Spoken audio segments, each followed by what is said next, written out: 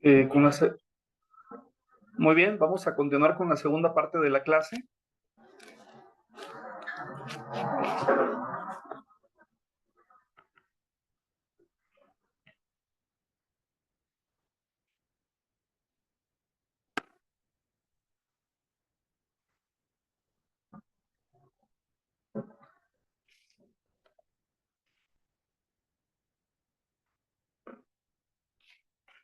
Y bueno, este apartado se titula El Monte Sinaí como espacio sagrado, como espacio sagrado de Israel.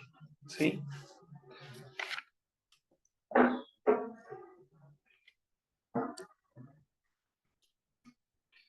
Y bueno, hermanos, según la narrativa bíblica, al tercer mes después de la salida de Egipto y su entrada en el desierto, el pueblo de Israel acampó frente al monte Sinaí, según Éxodo capítulo 19, versos 1 y 2. Y después de 3 días de hacer sendos preparativos, el Señor Dios se le apareció por primera vez al pueblo en una portentosa teofanía, ¿sí? Y el relato de Éxodo 19, versos 16, 18 y 19 dicen lo siguiente, hermanos. ¿Sí? Al tercer día, al rayar el alba, hubo truenos y relámpagos y una densa nube sobre el monte y un poderoso resonar de trompeta. Y todo el pueblo que estaba en el campamento se echó a temblar. Todo el monte Sinaí humeaba porque Yahvé había descendido sobre él en el fuego. Subía el humo como de un horno y todo el monte retemblaba con violencia. El sonar de la trompeta se hacía cada vez más fuerte. Moisés hablaba y Dios le respondía con el trueno, ¿sí? Y de esta manera, hermanos, la tradición bíblica pues preservaría una experiencia muy especial que vivió el pueblo de Israel en el monte Sinaí, y que quedaría sellada de manera permanente en la memoria colectiva nacional. Lo que encontramos, hermanos, posteriormente, ¿verdad? Es que Dios le habría revelado a Israel su código básico, ¿sí? El decálogo en griego, que significa las 10 palabras. Alusiones a esto que encontramos en Éxodo 19, del 16 al 20 y 21. También lo vemos en Deuteronomio capítulo 5, del verso 1 al verso 21, y en Nehemías capítulo 9, versículo 13, hermanos. Y el propósito de esto fue, de parte de Dios, concertar una alianza eterna con su pueblo elegido. Según Éxodo 24, versos 7 al 8, en esta cita bíblica dice la escritura así: tomó después el libro de la alianza y lo leyó ante el pueblo, que respondió: obedeceremos y haremos todo cuanto ha dicho Yahvé.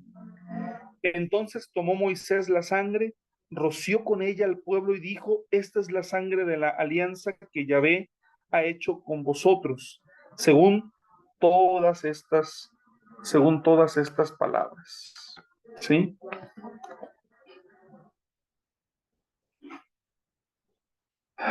De acuerdo con la tradición bíblica, hermanos, Moisés permaneció en este monte durante 40 días y 40 noches, según Éxodo capítulo 24, del verso 12 al verso 18. Y fue durante su estadía que el líder de Israel recibió las normas referente a la construcción del santuario, de los ministros, del culto, de su sacrificio, así como las 2 tablas del testimonio. Según Éxodo capítulo 25, del 1 al 31. Fue también a los pies del monte Sinaí que el pueblo de Israel, hermanos, recibió leyes y recibió ordenanzas sobre temas diversos, como el ritual de los sacrificios, que encontramos en Levítico 1 al 7, la investidura de los sacerdotes, capítulo 8 al 10 de Levítico, las reglas referentes a la pureza e impureza, capítulos 11 al 16, el código de santidad, que en el Levítico lo encontramos del capítulo 17 al 26, y las regulaciones sobre aranceles y tasaciones, capítulo 27, y otras leyes diversas de carácter sacerdotal. ¿Sí? Entonces, hermanos, lo que ocurrió en el Sinaí, ¿verdad? Tendríamos que decir, ¿verdad? Que fue la manifestación más portentosa, más importante, la manifestación más excelente de parte de nuestro Dios para con su pueblo. Fue en ese lugar en donde Israel fue consagrado como el pueblo de Dios. ¿Sí? Eh, Adelante, mi hermano Mario. Vi que levantó su mano. Sí, se podría decir entonces que como que ahí en en la base del Sinaí, cuando estaban acampando, recibieron todo lo referente a lo que fue su liturgia en los años posteriores, o sea, todas las ordenanzas de lo que fue de ahí en adelante su liturgia. Sí, desde la narrativa y la tradición bíblica, así fue, ¿sí? Es decir, toda esta revelación ocurre allí, hermanos. De hecho, bueno, una de las citas bíblicas que leí, ¿no? Eh, Fue allí en donde se establece la alianza entre Dios y el pueblo de Israel, ¿sí? El decálogo inicia diciendo: yo soy Jehová tu Dios, que te saqué de la casa de Egipto, de la tierra de esclavitud. No tendrás dioses ajenos delante de mí, ¿sí? En ese lugar tan importante, ¿sí? Por eso, hermanos, tenemos que entender que el monte Sinaí es el espacio sagrado por excelencia de Israel, hermanos. El espacio sagrado por excelencia de Israel es el monte Sinaí, ¿sí? Pero mm, hay una cuestión muy interesante, bastante interesante, y ahora la vamos a ver,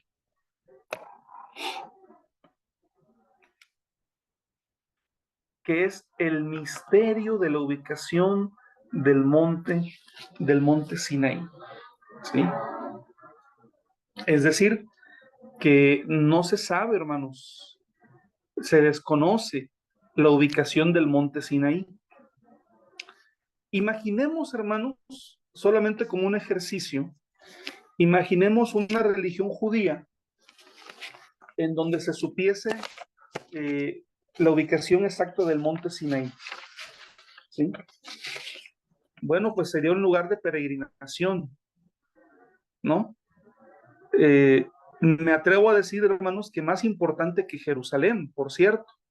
Jerusalén es un lugar ya muy posterior en la tradición de Israel. Es un lugar que su relevancia y su asociación es hacia otra figura histórica de Israel, que es el rey David. Pero si tú vas a asociar la religión de Israel con Moisés, a Moisés no lo vas a asociar con Jerusalén, lo vas a asociar con el monte Sinaí. Pero curiosamente, hermanos, tanto de Moisés como del monte Sinaí, se desconoce, en el caso de Moisés, el lugar de su sepultura, y es un misterio la ubicación del monte Sinaí, ¿sí? Aunque haya iglesias, ¿no? Como esta iglesia brasileña, ¿no? Del Pare de Sufrir, que todo el tiempo dicen que van al monte Sinaí y que van a llevar allí eso no es, digamos que no es algo muy genuino. Ahí les va. Bueno, hermanos, al igual que en las otras tradiciones religiosas, eh, pues también nosotros hubiéramos esperado, o se hubiera esperado, que en el caso del monte Sinaí o del monte Oreb, que este sitio sagrado fuera un lugar de devoción, ¿sí? Que fuese un lugar a donde los creyentes acudieran para ofrecer sus ofrendas, para dirigir sus dádivas a la divinidad. Sin embargo, hermanos, en el caso específico de la religión de Israel, resulta ser una verdadera paradoja que este monte sagrado haya dejado de tener una función concreta en la fe hebrea, hermanos, hasta el punto de que la ubicación misma del lugar más sagrado de Israel no sea conocida con exactitud. Es decir, la ubicación misma del lugar más sagrado de Israel no se conoce con exactitud, hermanos. Hay algunos montes o algunas montañas que son, diríamos, candidatas, que son a, a que pudiera alguna de ellas ser el, el monte Sinaí bíblico, ¿verdad? O el monte Oreb. Por ejemplo, desde la época romana, se ha identificado tradicionalmente el monte Sinaí con Heb el Musa, ¿sí? Esta montaña que ven ustedes aquí en la fotografía, hermanos, y que en árabe significa montaña de Moisés. Es una montaña de 2.286 metros de altura, hermanos, y que se encuentra ubicada al sur de la península del Sinaí y que actualmente es parte del territorio egipcio. ¿Sí?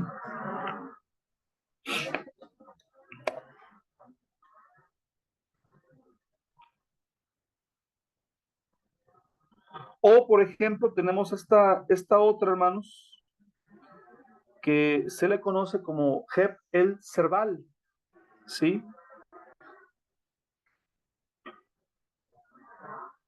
Tiene una altura de 2.070 metros. Está situado este monte a 50 kilómetros al noroeste de Heb el Musa, la que vimos anteriormente, y cerca del oasis de Feirán.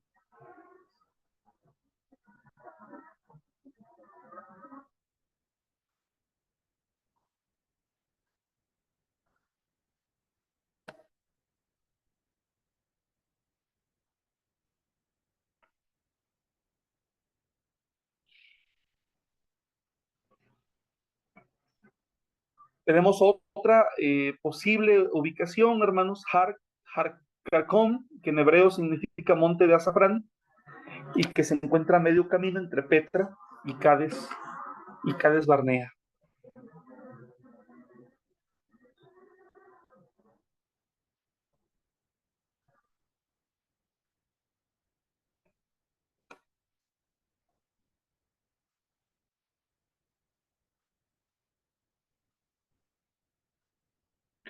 Pero en realidad, hermanos, no sabemos, en realidad no se sabe con exactitud cuál fue la montaña.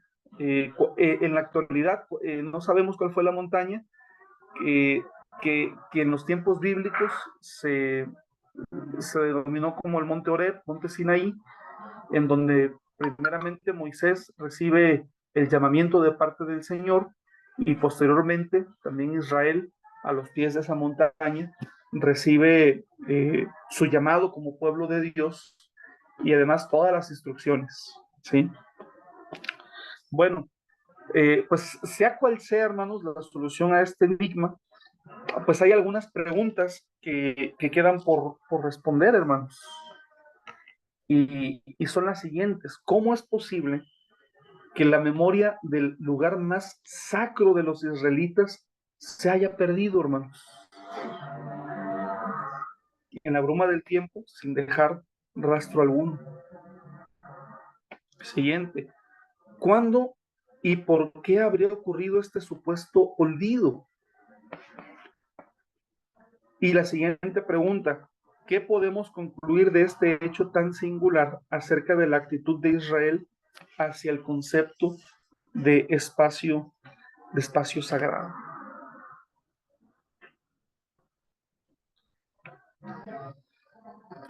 La pérdida de la memoria acerca de la ubicación exacta del monte Sinaí o monte Horeb en la tradición religiosa de Israel, hermanos, algunos eruditos mencionan que no se habría debido a la casualidad, hermanos. O sea, que no fue una cuestión del cambio de rutas comerciales o cuestiones de interés de corte político, sino que también podría haber sido el resultado de un deseo consciente de no querer transformar el sitio original de la revelación divina ni en un templo ni en un museo. Fíjense bien, podría ser el resultado de un deseo expreso y consciente de no querer transformar el sitio original de la revelación divina ni en un templo ni en un museo. En otras palabras, la religión de Israel en la antigüedad, o más precisamente una corriente de ella, habría buscado superar las barreras del espacio físico, convirtiendo al monte Sinaí, monte Horeb real, en una idea o en un concepto abstracto, hermanos, desligándolo de todo lazo territorial concreto, como parte de una estrategia, hermanos, orientada a relativizar la noción de espacio sagrado como un valor absoluto. ¿Sí? Eh, Quisiera preguntarles, hermanos, si hasta donde vamos estoy siendo claro, hermanos. Es decir, el lugar más sagrado en la religión de Israel, no sabemos dónde está, hermanos. Y si supiéramos dónde está, pues sería un lugar de peregrinaje, bueno, sería un lugar muy especial, pero lo que estamos viendo es que detrás de este olvido, ¿verdad? Más que un olvido, fue como algo muy consciente de la religión de Israel, de trascender ese lugar, ¿sí? Y no conservarlo como una especie de templo o como una especie de museo, ¿sí? Bueno, entonces, ya en los relatos del Éxodo, hermanos, aunque es en el Éxodo en donde encontramos los relatos del Sinaí como lugar sagrado, bueno, pues también, hermanos, es en el Éxodo en donde encontramos la aparición de otro lugar sagrado, pero si el Sinaí era un lugar sagrado natural, este es un lugar sagrado artificial, el tabernáculo, hermanos. Artificial porque fue hecho por las manos del ser humano, ¿sí? El tabernáculo, un santuario móvil.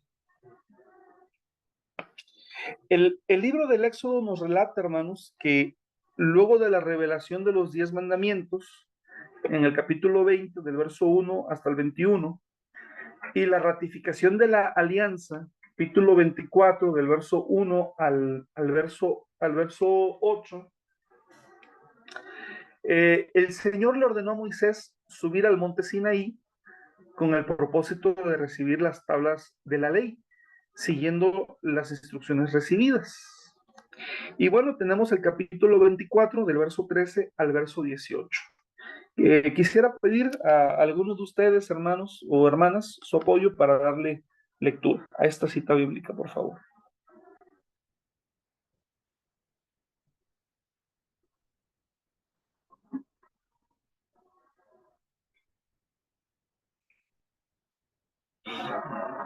Éxodo 24 del 13 al 18. Permiso. Adelante. Dice, y se levantaron Moisés y Josué, su ministro, y Moisés subió al monte de Dios. Dijo a los ancianos, esperadnos aquí hasta que volvamos a vosotros. Aquí están Aarón y Hur con vosotros. El que tenga algún asunto, lléguese a ellos. Entonces Moisés subió al monte y una nube cubrió el monte. Y la gloria del Señor reposó sobre el monte Sinaí. La nube lo cubrió durante 6 días, y en el séptimo día el Señor llamó a Moisés desde la nube. El parecer de la gloria del Señor era como fuego abrasador en la cumbre del monte, a los ojos de los israelitas. Estaba en la nube y subió al monte, y estuvo Moisés en el monte 40 días y 40 noches.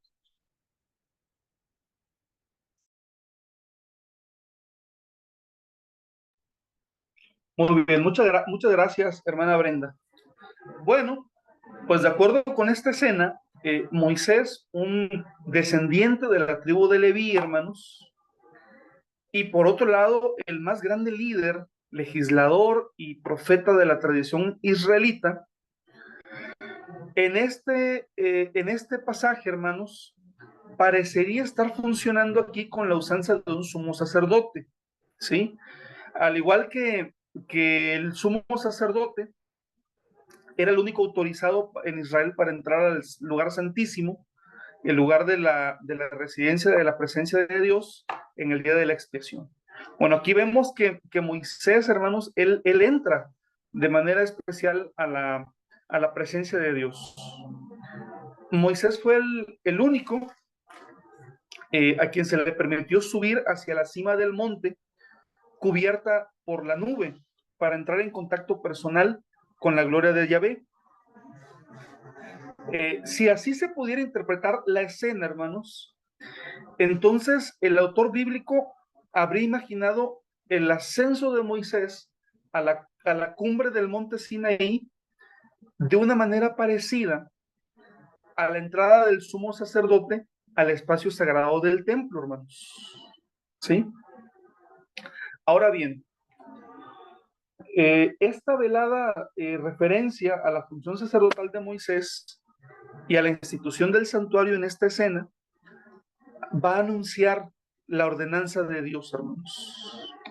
En el capítulo 25, versos 8 y 9, Dios le ordena lo siguiente a Moisés. Le dice: me harás un santuario para que yo habite en medio de ellos, y lo haréis conforme al modelo de la morada y al modelo de todo su mobiliario que yo voy a mostrarte.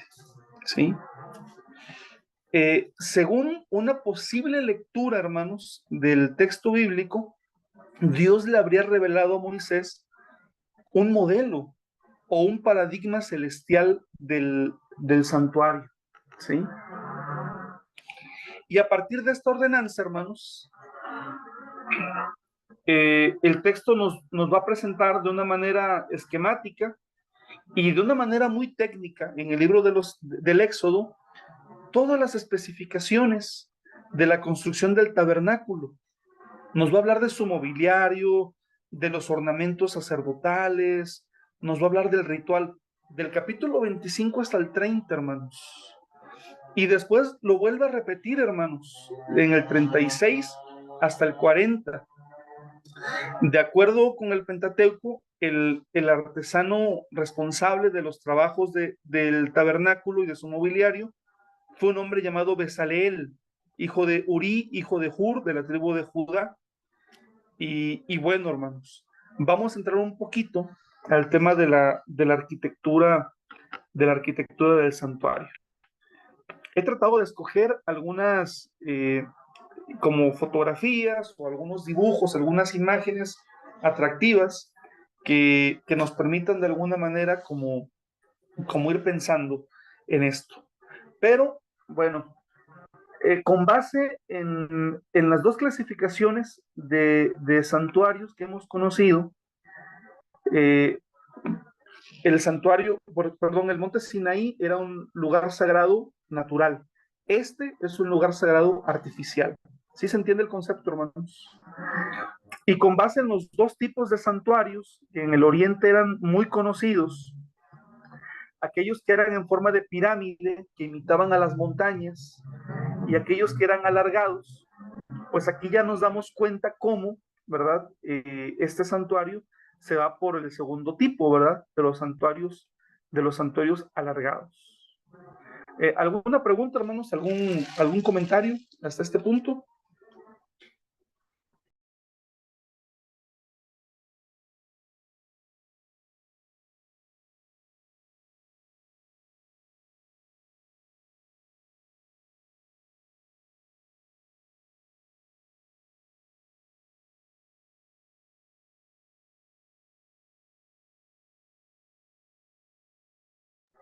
Perdón, espero no enredarlos y yo sé que de repente puede ser mucha información.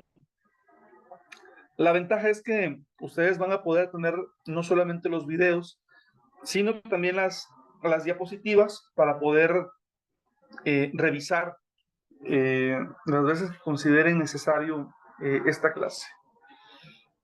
Vamos un poquito a ver el tema de la arquitectura del tabernáculo.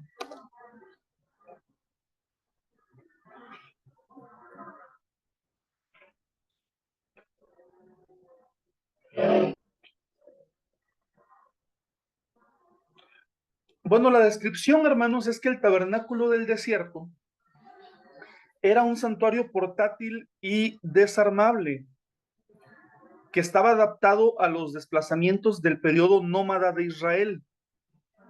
Y el mismo habría tenido forma rectangular, ¿sí? Dividido en dos secciones idénticas en tamaño en la parte occidental. La tienda, hermanos, habría tenido una forma rectangular, 30 por 10 codos. Ahorita vamos a ver las equivalencias, hermanos, a metros, ¿sí? Era una tienda construida con un armazón de maderas de acacia, enchapadas en oro, techado con 10 tapices de lino fino, teñidos de púrpura violeta, escarlata y carmesí, y bordados en ellos unos querubines. A su vez, estos tapices estaban cubiertos con 11 pieles de cabra, que era un tejido más vasto, y un toldo de pieles de carnero teñidas de rojo, y otro toldo de cueros finos. El interior de la tienda estaba dividido en dos espacios. La habitación más externa era el santo, en el cual se encontraban la mesa de los panes de la presencia o proposición, el candelabro de 7 brazos y el altar del incienso. A continuación, había una recámara interna llamada el Santo de los Santos, en el cual se hallaba el arca del testimonio con las tablas de la ley en su interior.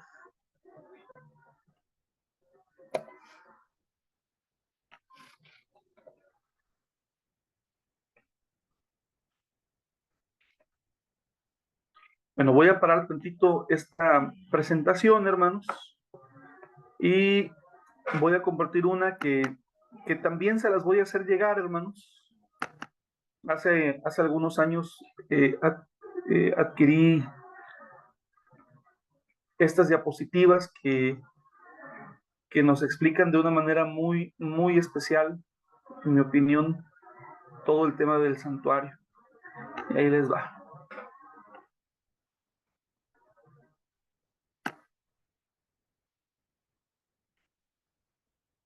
No voy a pasar todas, o me voy a ir un poquito rápido, hermanos, pero se las voy a compartir. Nada más que son más de 100 diapositivas referente al tabernáculo, ¿sí?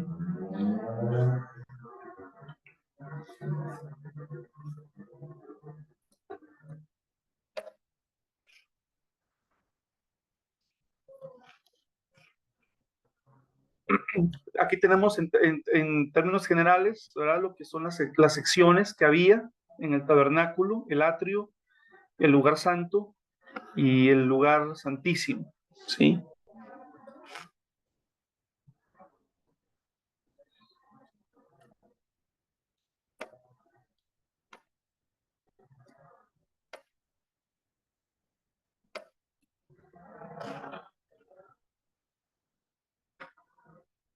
En este diagrama, bueno, aquí podemos ver que esta es la puerta de entrada, hermanos, Y cuando el fiel entraba, lo primero que podía ver, ¿verdad? Era el altar de bronce, ¿sí? Luego la fuente de bronce, y propiamente aquí estaba la tienda del tabernáculo, hermanos. Lugar santo, lugar santísimo, ¿sí? Y dentro de la tienda del tabernáculo, ¿verdad? Dentro de la tienda del tabernáculo, la diferencia es que aquí estamos viendo todo el recinto, ¿verdad? Junto con el atrio, y aquí ya estamos en la tienda.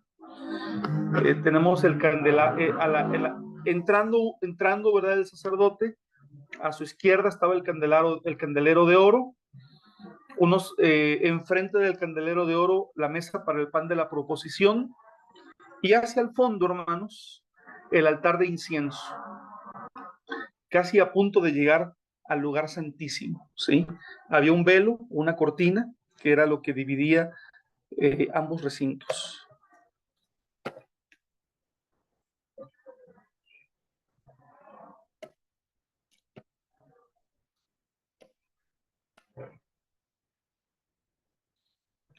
El tabernáculo fue el centro espiritual de Israel durante 500 años, hasta el templo de Salomón, y 50 capítulos de la Biblia hablan acerca del tabernáculo. Me voy a ir un poco rápido, hermanos. En realidad lo que me interesa exponerles ahorita tiene que ver más con el diseño, ¿verdad? Con el layout del tabernáculo, pero yo creo que van a poder disfrutar y van a poder incluso ocupar estas diapositivas también para algunas capacitaciones que ustedes tengan. Bueno, aquí está la puerta, hermanos. El altar de bronce, la fuente de bronce que aquí tenemos, y aquí está el recinto como tal, la tienda. Esta es otra forma de verlo, ¿verdad? Aquí vemos, entran a oficiar, aquí está el altar, aquí está la fuente, el lugar santo, aquí está la cortina que divide el santo del santísimo, las especificaciones de la puerta.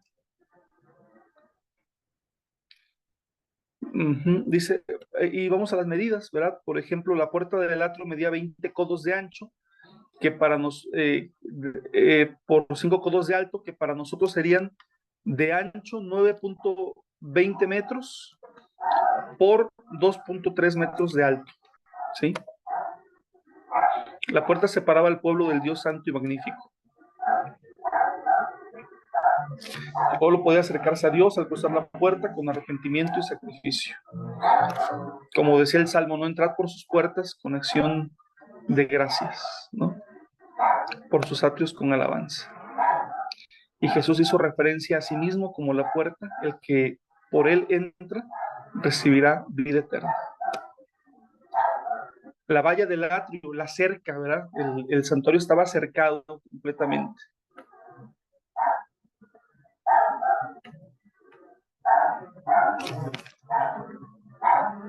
Eran cortinas de lino, posiblemente blancas, y algunas columnas, basas, capiteles y molduras y estacas de bronce.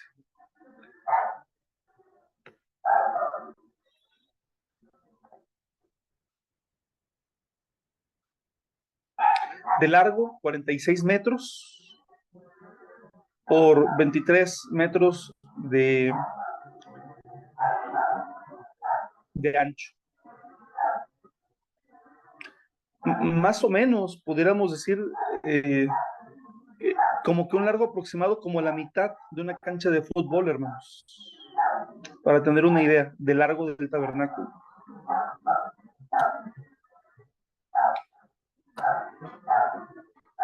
El altar de bronce.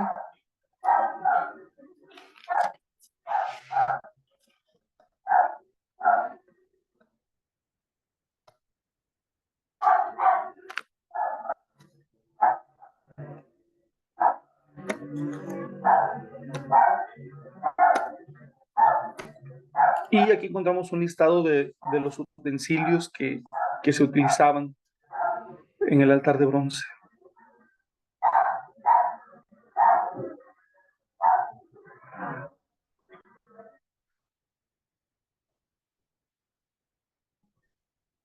Era pequeño, era 2.3 metros de largo por 2.3 metros de ancho y 1.38 metros de alto.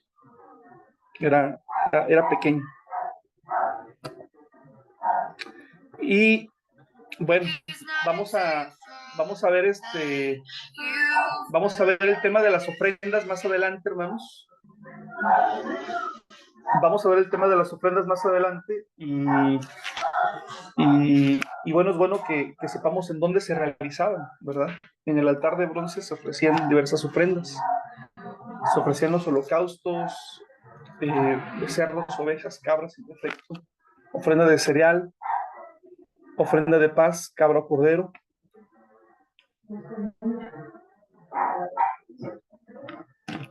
Cuando veamos lo concerniente a los sacrificios, a los holocaustos, bueno, va a ser bueno que visualicemos, hermanos, que esto se ofrecía en el altar de bronce, ¿sí? No me detengo mucho en estas descripciones porque lo vamos a ver en unas clases en particular, pero me estoy enfocando en el diseño del tabernáculo como tal. Obviamente, bueno, es importante que tengamos una idea de lo que para nosotros significa, ¿no? Jesús es el sacrificio supremo. La sangre de los animales limpiaba los pecados del pueblo de Israel y los perdonaba de forma temporal, pero Jesús es el sacrificio supremo y su muerte hace que los creyentes sean limpios para siempre ante Dios.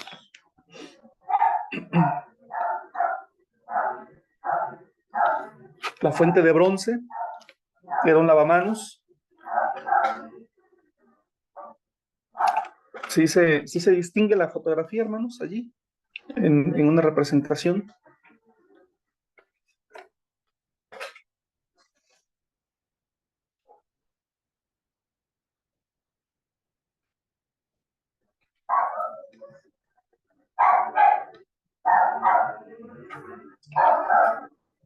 Esto tiene que ver con la pureza ritual. El tema de la santidad, pues, impregna todo lo que tiene que ver con el santuario.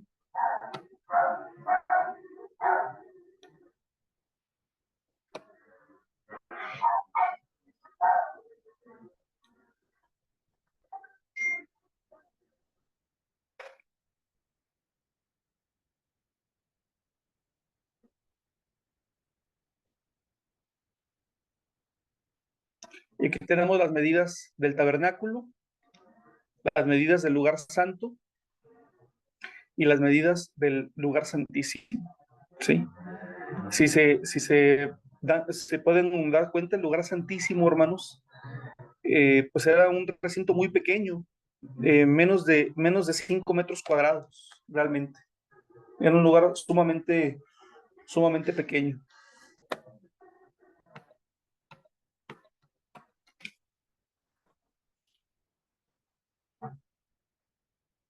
Y está en la comparación entre el lugar santo y el lugar santísimo.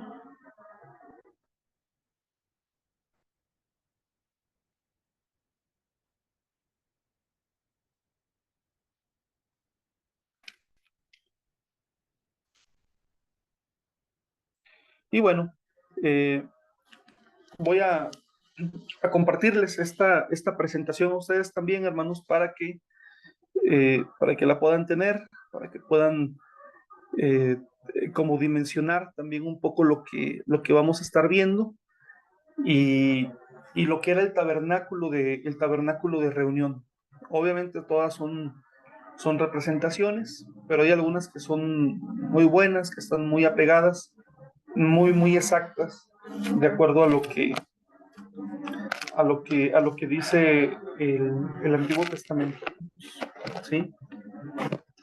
Ahora bien, antes de retomar ya el último tema, hermanos, también quiero retomar con ustedes algo que el hermano Juan preguntaba y que tiene que ver con el tema de la santidad, hermanos. ¿Sí? Recordarán ustedes que los círculos concéntricos de la santidad se mencionaba, o yo mencionaba, que había una idea, ¿verdad?, en cuanto a los espacios físicos, ¿sí?, de que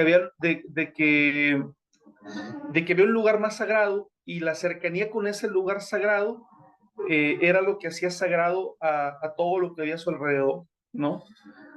En el caso de Israel, por ejemplo, la tierra prometida, con el paso del tiempo, se concibió como una tierra santa, ¿sí? Todavía no llegamos al tema de Jerusalén, ¿sí? Pero con el paso de los años, a la ciudad de Jerusalén se le concibió como la ciudad santa. ¿Por qué era santa Jerusalén? Porque tenía el templo, por eso era santa. El templo que fue lo que siguió después del tabernáculo, ¿sí? ¿Y por qué era santo el templo, hermanos? Porque en el templo, entre todas sus cámaras, entre todas sus secciones, había una estructura que era parecida a la que vemos en el tabernáculo. Y el tabernáculo, hermanos, era un lugar santo porque contenía la presencia de Dios de manera muy específica en el lugar santísimo. Así que de allí emanaba de alguna manera esa noción de santidad, hermanos, ¿sí? Y, y esta noción de santidad, hermanos, del tabernáculo se manifestaba tanto en el uso de los materiales utilizados en la construcción, oro, plata, bronce, telas preciosas, ¿sí? Pero también en las restricciones de acceso al lugar, hermanos, ¿sí? Es decir, no cualquier persona podría ir a los lugares que estaban reservados únicamente para el sacerdote. No cualquier sacerdote podría entrar al lugar que estaba reservado para el sumo sacerdote. Y el sumo sacerdote no podría entrar indiscriminadamente al lugar santísimo. Solamente podría hacerlo una sola vez durante el año, hermanos. Los muebles del exterior estaban hechos de bronce, hermanos. Pero, bueno, ustedes acaban de ver, ¿no? El altar de bronce, la fuente de bronce. En el atrio, en el exterior, las cosas eran de bronce. Pero cuando entramos al interior de la tienda, ya en el lugar santo, los utensilios estaban hechos de oro, hermanos. ¿Sí? Fíjense cómo con los materiales también hay esa distinción, ¿sí? Todo lo que estaba adentro del lugar santo y del santísimo era más suntuoso, ¿sí? ¿Por qué? Porque era oro, hermanos. Ahora, cuando los israelitas estaban en un estado de pureza ritual, podían entrar, pero solo podían entrar al patio exterior. Solo podían entrar hasta el altar de bronce para ofrecer sacrificios. Pero los sacerdotes, que también tenían que purificarse, hermanos, ellos sí tenían acceso también al lugar santo. Y bueno, el sumo sacerdote, como ya mencioné, era el único que el día de la expiación, un día al año, podía entrar al santo de los santos. Vamos a pasar ya a la última sección, hermanos, de nuestra clase del día de hoy.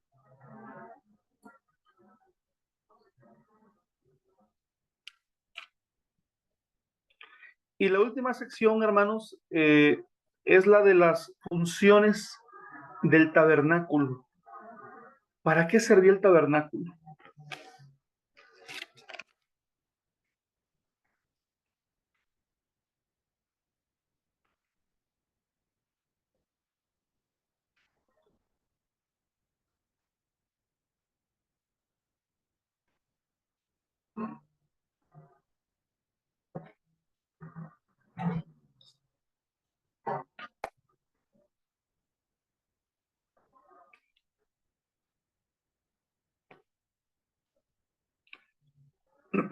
Bueno, la principal, hermanos, de todas las funciones del tabernáculo era servir como lugar de residencia de Yahvé en medio de los israelitas. Y eso es lo que podemos constatar, por ejemplo, en Éxodo capítulo 25, verso 8, en Éxodo capítulo 29, verso 45, y en Números capítulo 5, versículo 3. Pero, hermanos, a diferencia de la tradición existente en el Antiguo Oriente, el tabernáculo del desierto era, metafóricamente hablando, la casa de Dios. Es decir, el pueblo de Israel sí comprendía, hermanos, que la gloria del Señor estaba allí, ¿verdad? Pero la comprendían metafóricamente. Miren, Éxodo capítulo 40, versos 34 y 35, hermanos. Alguien que lo pueda leer, por favor. Éxodo 40, del 34 al 35.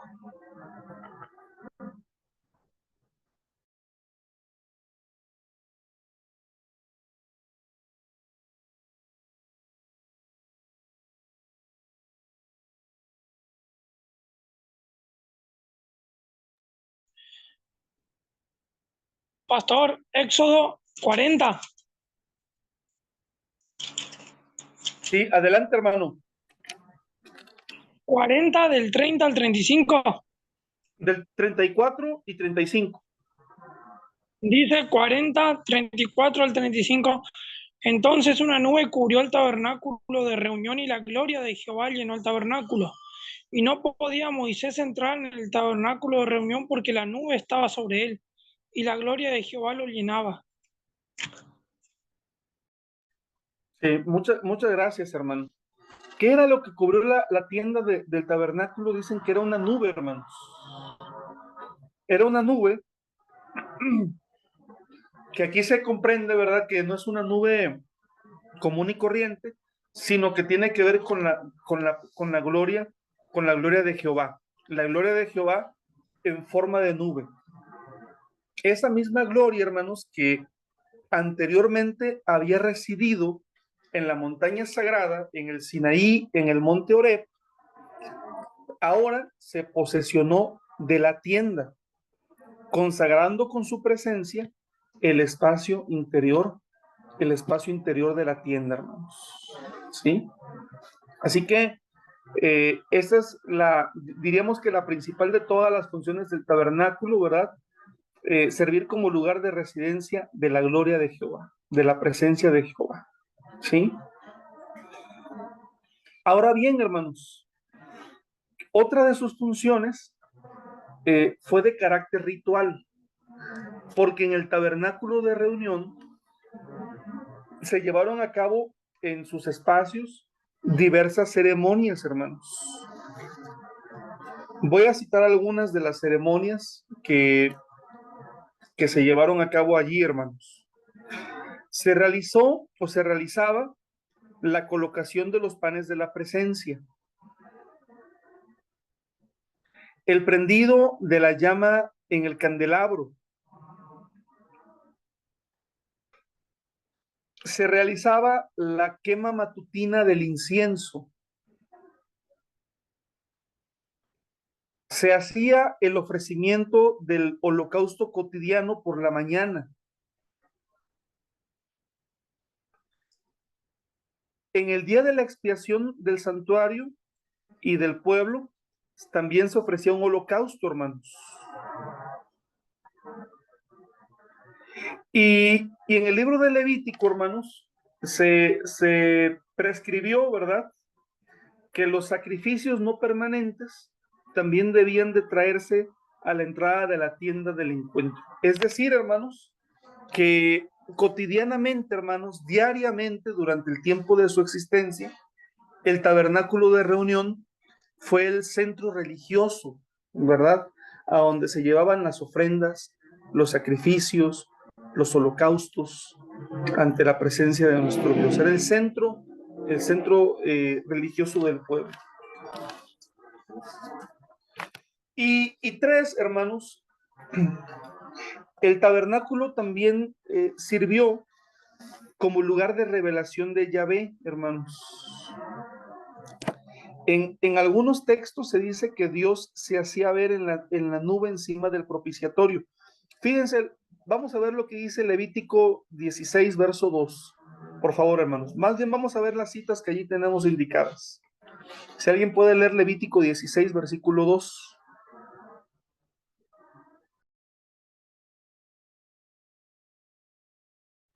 Permiso.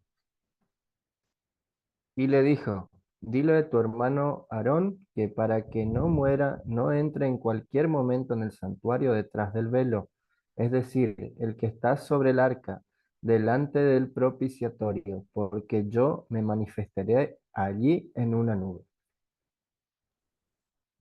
Muchas gracias, hermano Mario.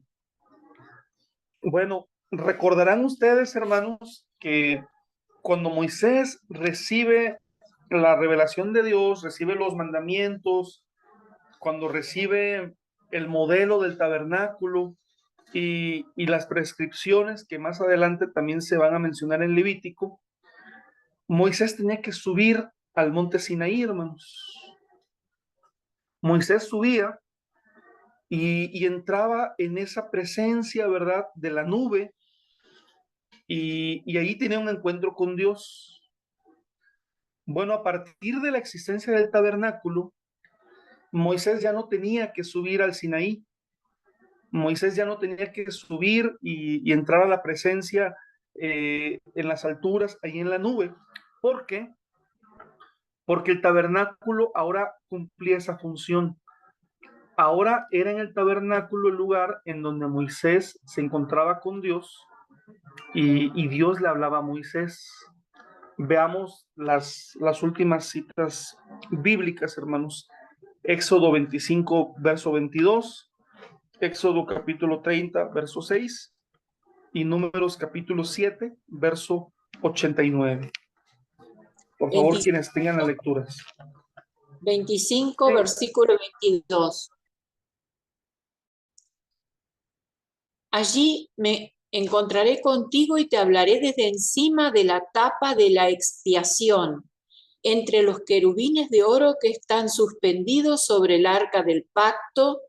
Desde allí te daré mis mandatos para el pueblo de Israel.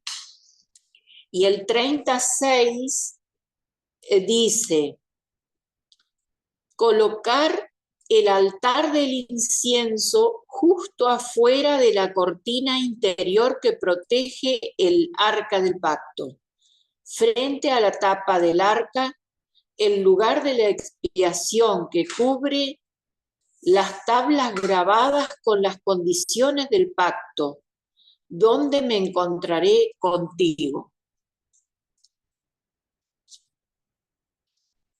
Muchas gracias, hermana. Y por último, Números capítulo 7, verso 89, hermanos, por favor.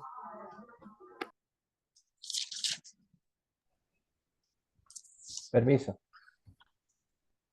Cuando Moisés entraba en el tabernáculo de reunión para hablar con Dios, oía la voz que le hablaba desde la parte superior del propiciatorio, el cual estaba sobre el arca del testimonio, entre los dos querubines, y hablaba con él. Amén. Amén. Muchas gracias, hermanos.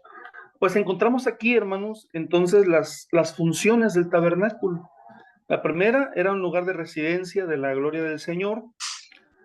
2, era propiamente instrumental, ¿verdad?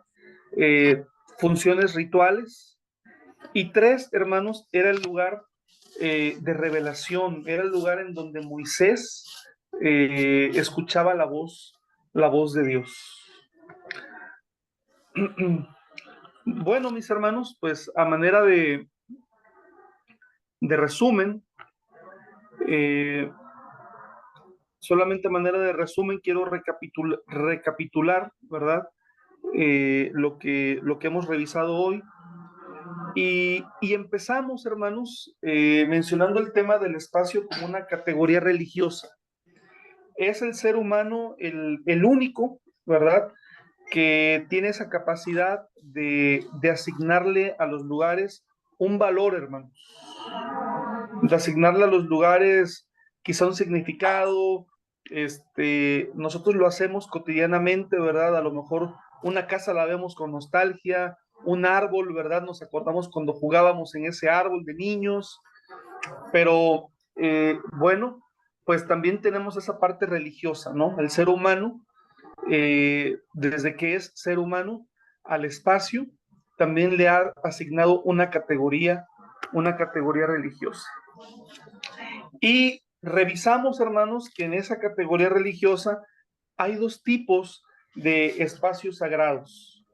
El espacio sagrado natural, que es aquel donde el hombre no mete mano, ¿verdad? Una montaña, un río, una cueva, ¿verdad? Pudiera ser.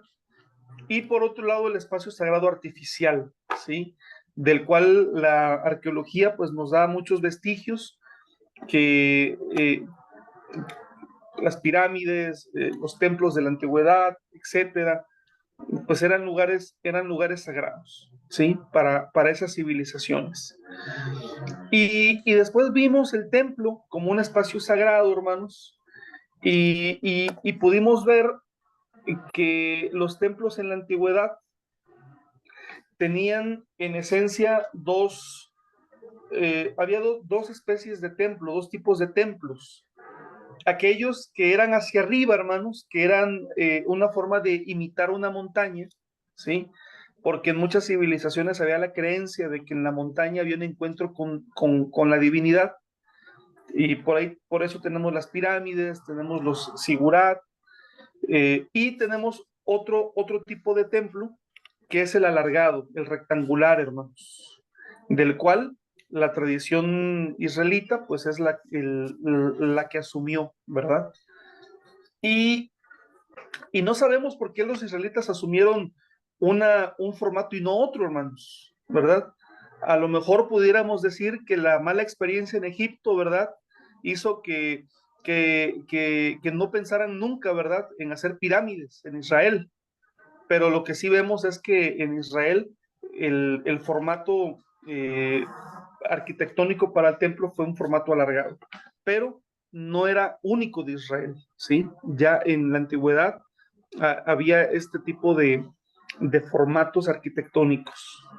Y después, hermanos, pues nos metimos al tema del templo en la experiencia religiosa. Los templos se erigen con un propósito, no eran erigidos en lugares que no tuvieran significado, sino que se levantaban en lugares en donde la gente tenía experiencias, o sus antepasados habían tenido experiencias con la divinidad. Después fuimos al monte Sinaí, nos metimos allá al tema de Israel propiamente, y vimos que el monte Sinaí pues es el espacio sagrado por excelencia, pero que su ubicación se perdió, ¿verdad?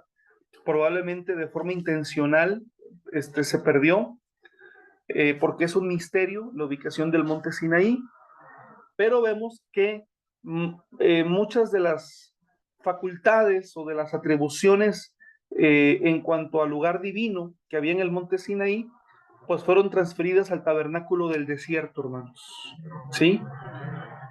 Hubo como una transferencia, ¿sí? Vimos un poco acerca de la arquitectura del tabernáculo, hermanos. Les mostré unas diapositivas interesantes sobre la arquitectura del tabernáculo. Y finalmente, hermanos, vimos también las funciones del tabernáculo, ¿sí? Que son tres: lugar de residencia de la presencia de Dios, un lugar en donde el templo practica su religión ofreciendo holocaustos, sacrificios, ofrendas a Dios, y tercero, hermanos, es un lugar en el cual Dios se comunicaba con Moisés, ¿sí? De manera audible lo hacía con Moisés. Y bueno, mis hermanos, pues vamos a pasar ahora a un espacio de comentarios, a un espacio de preguntas, de sugerencias, de quejas, Si hay algún punto, hermanos, donde consideren que debo de retomarlo otra vez o que fuimos un poco rápido, bueno, traté de irme un poquito a buen ritmo para que todos pudiéramos comprender, pero tenemos algunos minutos para hacer algunas aclaraciones, hermanos.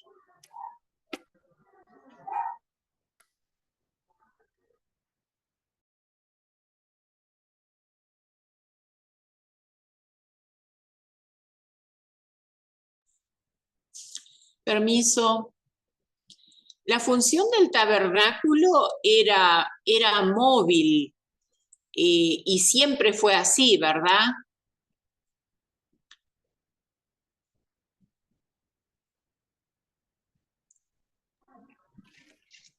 Sí, porque su importancia radicaba, hermana, en que recordemos que el tabernáculo fue diseñado y fue elaborado en una época en la cual Israel era un pueblo nómada.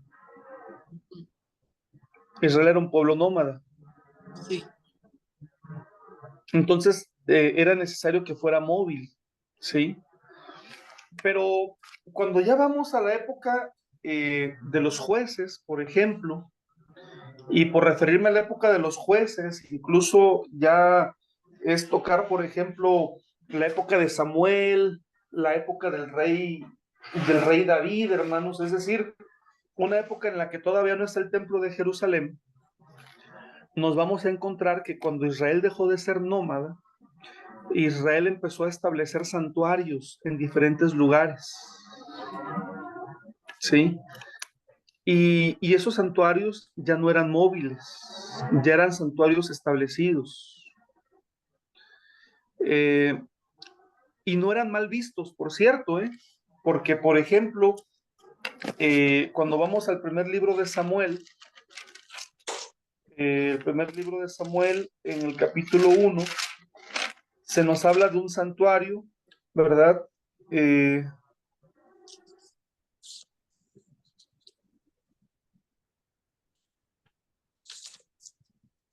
santuario de Silo, hermanos, ¿sí?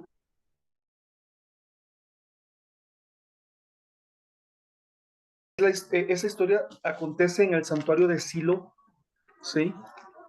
Era un lugar en donde los israelitas iban a adorar a Dios. Y no se está refiriendo al tabernáculo de reunión, ni tampoco al templo de Jerusalén. Pero también había otro, en Betel, había otro santuario después. Es decir, hubo diversos lugares en donde los israelitas adoraban a Dios. Después hubo una rivalidad, hermanos, cuando surge el templo de Jerusalén, y todos esos santuarios con el paso del tiempo fueron cancelados, ¿sí? Pero bueno, me adelanté un poquito, porque vamos a seguir con este tema el próximo jueves, primeramente Dios. Gracias. Permiso. A mí lo que por ahí me pareció muy interesante es que eh, no lo había, ah, no lo había comparado en su momento, pero eh, viendo la clase hoy y viendo lo del monte Sinaí, ¿no es cierto? Se ve que también otras culturas, ¿no es cierto?, de la antigüedad también tuvieron montes donde adoraban o creían que en esos montes estaban sus dioses, eh, pongámosle la cultura griega con el monte Olimpo, eh, mismísimamente ahora en China el monte Tai eh, eh, con los budistas, y también se ve muy en la Biblia, ¿no? El monte Gerizim, que era muy sagrado para los samaritanos en la época donde por ahí los israelitas adoraban en Jerusalén, los samaritanos, tengo entendido, tenían como lugar de adoración el monte Gerizim. Y, y por ahí un monte también que que se menciona que fue un lugar santificado por Dios, ¿no es cierto?, en Deuteronomio, en la época eh, en esa época, ¿no es cierto?, en la época del antiguo Israel. Sí, muchas gracias, hermano Mario, por la precisión. Y tendríamos que reflexionar en que no es casualidad que muchos santuarios se erigieron en un monte. ¿Por qué en un monte? ¿Por qué en el monte Gerizim? ¿Por qué en el monte Sión, verdad? Que es una forma de referirse a la zona de la ciudad donde se estableció el templo de Jerusalén después. ¿Por qué en un monte, no? Y no es casualidad, hermanos, si recordamos que la revelación de Dios por excelencia ocurrió en un monte, ¿verdad? En el monte Horeb o en el monte Sinaí. Pero bueno, ya nos meteríamos en el terreno de la teología, ¿no? Porque también el sermón de la montaña, ¿por qué Jesús lo da en un monte? ¿No? No es casualidad tampoco que él dé el sermón del monte ahí.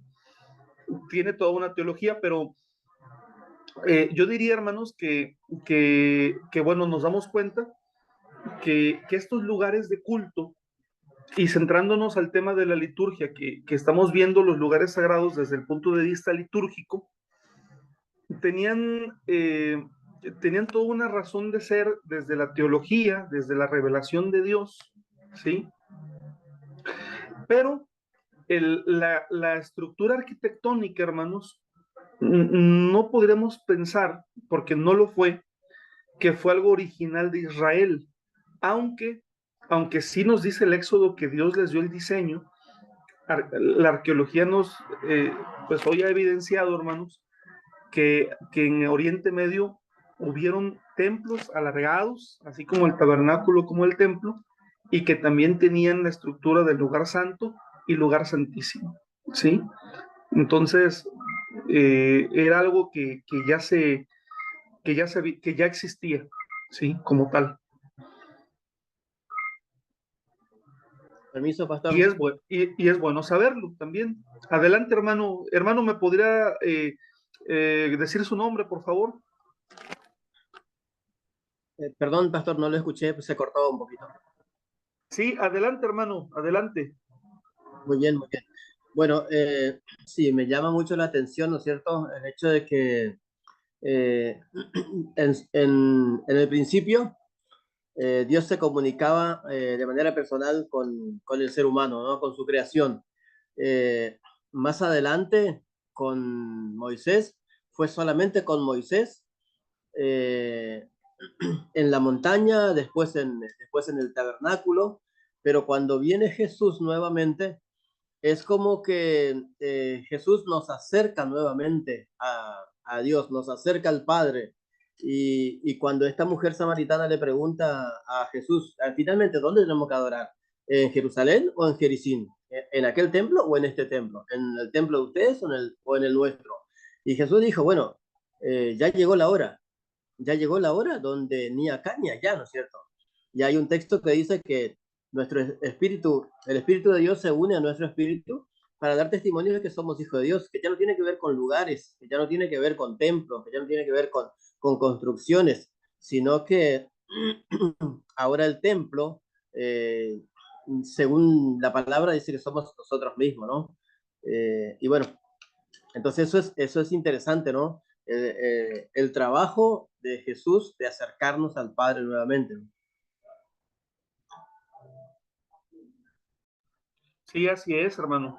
Y incluso también menciona después el apóstol Pablo, ¿no? Posteriormente dice que nosotros somos templo del Espíritu de Dios, ¿sí? Ahora nosotros somos un templo del Espíritu de Dios. Eh, pero se refiere a nosotros, lo podemos entender en dos sentidos, ¿no? Desde el punto de vista personal, pero también desde el sentido de que cuando nos reunimos, cuando estamos congregados, cuando la iglesia está reunida para adorar a Dios, ahí está la presencia de Dios. Y va de la mano con aquello que Jesús mismo dijo, que cuando dos o tres están reunidos en su nombre, dice, ahí estoy yo. ¿sí? Ya el templo, en ese sentido, ya no es un lugar especial, ¿verdad? Sino que donde nosotros nos reunimos. Lo importante, lo esencial, hermanos, es estar reunidos. Eso es lo que hace a la iglesia, ¿no? Más que el recinto. Muchas gracias, hermano, por su comentario. No sé si haya algún otro comentario, alguna pregunta, hermanos. Me interesa no dejar dudas o dejar las menos dudas posibles, por lo menos.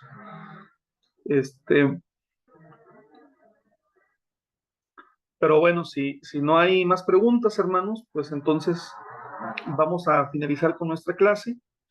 Y yo espero que haya sido muy interesante para ustedes. Si Dios permite la próxima clase, hermanos, yo creo que va a ser muy, muy interesante también.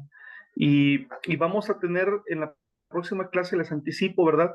Después del tabernáculo vamos a revisar lo que tiene que ver con el templo de Jerusalén como tal, ¿sí? Y después de revisarlo del templo, vamos a ver lo que es la institución de la sinagoga, hermanos, que es una institución exílica, ¿verdad? A donde nos quedamos todavía no existe ni el templo de Jerusalén, ni existe la sinagoga, ¿verdad?